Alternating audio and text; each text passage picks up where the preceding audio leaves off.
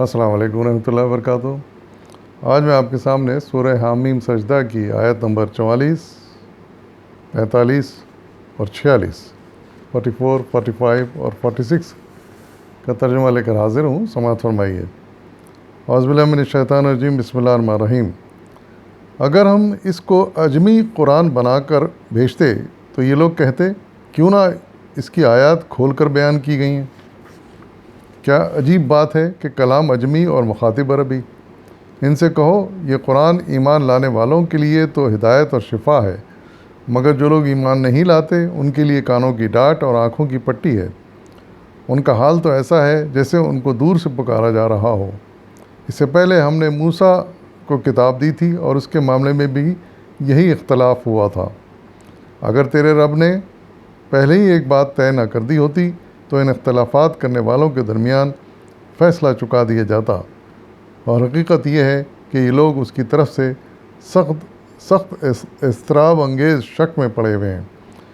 جو کوئی نیک عمل کرے گا اپنے لیے اچھا کرے گا، جو بدی کرے گا اس کا وبال اسی پر ہوگا، اور تیرا رب اپنے بندوں کے حق میں ظالم نہیں ہے۔ صدق اللہ العظیم۔ ان آیات میں سب سے پہلے تو اللہ تعالیٰ نے حضور صلی اللہ علیہ وسلم کے جو مخاطبین تھے ان کے اس اعتراض کا جواب دیا ہے کہ وہ یہ کہتے تھے کہ یہ صرف قرآن میں کیوں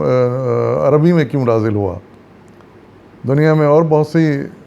زبانیں ہیں، بہت سی قومیں ہیں، ان پر کیوں نازل نہیں ہوا۔ تو اس کا یہ جواب یہاں دیا جا رہا ہے کہ اس عربی میں اس لیے نازل ہوا کہ جو قوم جس سے خطاب کیا جا رہا ہے وہ عربی ہے، اور جو رسول جن پر نازل ہو رہا ہے یہ قرآن وہ عربی ہیں، اور اسی عربی قوم کے اصلاح کے لیے اس وقت یہ قرآن نازل ہو رہا تھا۔ اور اگر یہ کسی اور زبان میں آتا تو لوگ اس پر اعتراض اٹھا سکتے تھے اس وقت کے لوگ کہ یہ قوم تو عربی ہے، ان کی زبان عربی ہے، اس کو کسی اور زبان میں کیوں اتارا جا رہا ہے۔ تو یہ اس طرح کے اعتراض اٹھ سکتے تھے۔ حقیقت ہے کہ اس زمانے میں بھی دوسری بڑی قومیں تھیں، ان کی بہت زبانیں تھیں، معروف زبانیں تھیں، لیکن اس کو عربی میں نازل کرنے کی وجہ یہ تھی کہ مخاطب عربی تھے،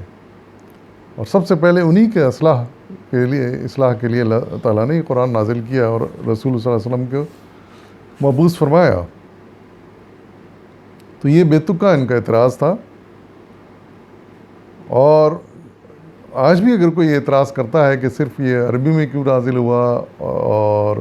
عرب قوم پہ کیوں نازل ہوا، تو اس کی وجہ یہی ہے کہ اس وقت کے مخاطب وہ عربی قوم تھی، اور ان کی اصلاح درکار تھی، اور ظاہر اسی لیے اس قرآن کو عربی میں نازل کیا گیا۔ لیکن پھر اللہ تعالیٰ نے ایسا بندوبست کر دیا کہ اس قوم کی اصلاح ہو گئی، وہ ایمان لے آئے، پورے عرب میں اسلام پھیل گیا۔ اس کے بعد اللہ تعالیٰ نے بندوبست کر دیا، یہی قرآن پھر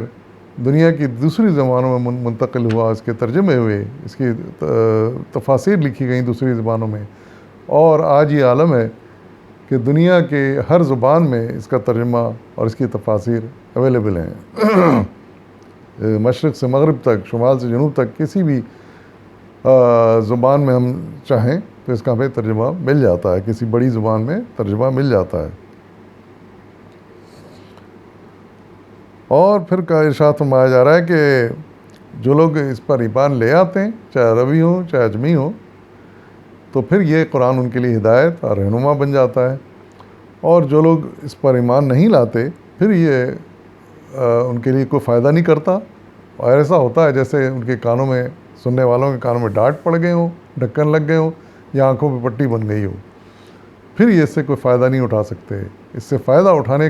کی شرط یہی ہے کہ پہلے ایمان لایا جائے، اس پہ یقین کیا جائے کہ اللہ تعالیٰ کی طرف سے نازل ہوا ہے اور اس کی آیت بالکل حق ہیں، اس کے بعد یہ لوگوں کے لیے ہدایت اور شفا کا کام دیتا ہے۔ اور پھر ارشاد فرمایا جا رہا ہے کہ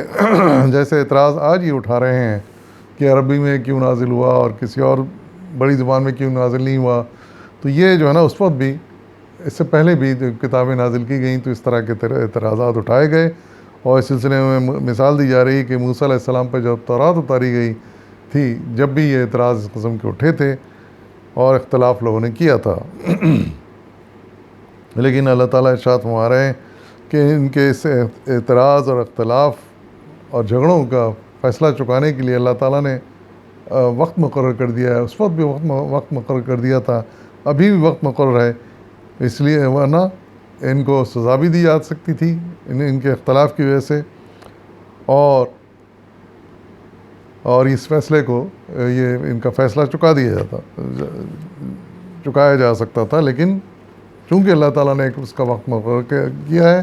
تو اسی وقت پھر فیصلہ چکایا جائے گا، اور حقیقت میں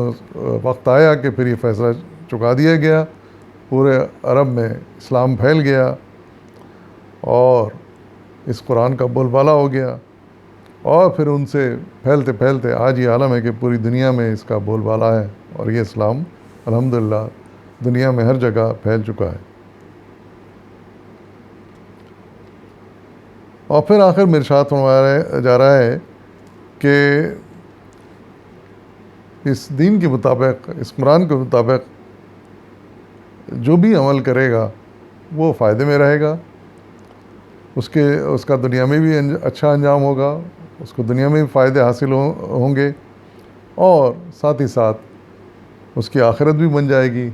آخرت میں بھی وہ سرخرو ہو جائے گا۔ تو یہ آیات اس قرآن کے فیور میں اتری ہیں، اور جن سے بہت سے لوگوں کے شکوک و شبہات اگر کسی کے آج بھی ذہن میں آتے ہیں کہ یہ قرآن عربی میں کیوں آیا، عربی لوگوں میں کیوں آیا، تو اس کی یہ وجوہات ہیں کہ اس وقت مخاطب عربی تھے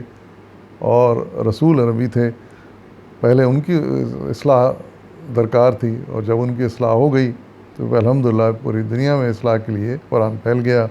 اور آج بھی جو قوم اس پر عمل کرے گی وہ اس سے فائدہ اٹھا سکتی ہے، اور اس کے اصلاح ممکن ہے۔ وآخر دعوانا والحمدللہ رب العالمین۔